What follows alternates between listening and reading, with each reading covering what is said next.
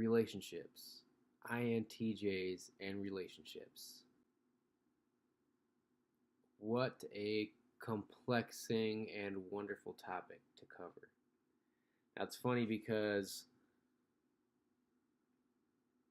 if you're an INTJ like me, I didn't even know this about myself. I did, but I didn't really quite understand it until it was put into words that I had a precise, methodical way of going about dating.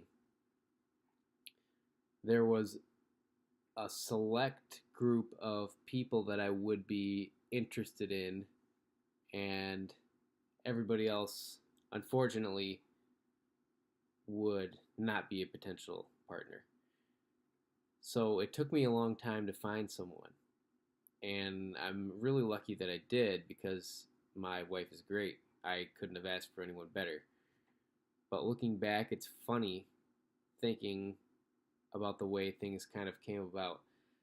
INTJs, I didn't even know this, but I guess are sometimes labeled as romantically clueless, or it's not something that comes naturally to them. And that didn't quite make sense at first because when I told this to my wife, she said that's not really the case. You know, you were pretty well versed in that subject on how to treat a woman and how to go about dating and relationships. However, before I had met her, I put in a great amount of time learning, studying, reading, and experiencing how to attract, how to date, how to talk to women, how not to talk to women, and in my younger years before that had crashed and burned several times and was kind of left puzzled and bewildered on, what happened exactly. So the good news is that INTJs are very much interested in self-improvement. So being very self-aware, we can look at a situation intuitively and look at each aspect and okay, that happened. What part did I play in it? And if something happened where the other person didn't receive something well or something fell apart, you have to examine each area and then examine yourself and go, okay, what caused things to fall apart? Is it possible it is myself that caused it?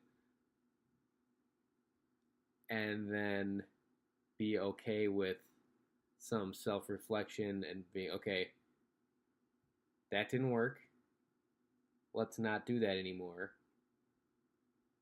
Let's have a better result next time. And it's a continual self-improvement process, and it takes a while, and you're still got your list, your criteria that you want that your future potential mate to fit in, and you're self-improving and you're going about this whole dating process, and it's taking a long time, and some people are noticing that it's taking a long time, but that's okay because you're not going to settle, and you would rather have nothing than something that's drama-filled or detrimental, because as an INTJ, you are comfortable being alone. You're comfortable in your own skin. Sometimes to a fault. So it can take a while to find someone, or for that someone to find you for that matter. But when you do find it, it is worth it. You want to be ready when that person comes along, though. And this is actually good news for you, because if you're the INTJ, self-improvement is something that comes naturally because you're always hungry for that information and eager to remove your flaws. And those confident characteristics, your better personality traits, when you are being the best version of yourself, you will absolutely become attractive to the opposite sex. And when that happens, there's a good possibility that that's when you could find something that will last long term, which is your goal as an INTJ anyway. So remember, this isn't necessarily going to come naturally to you, but your drive for self improvement is something that you should embrace in this area.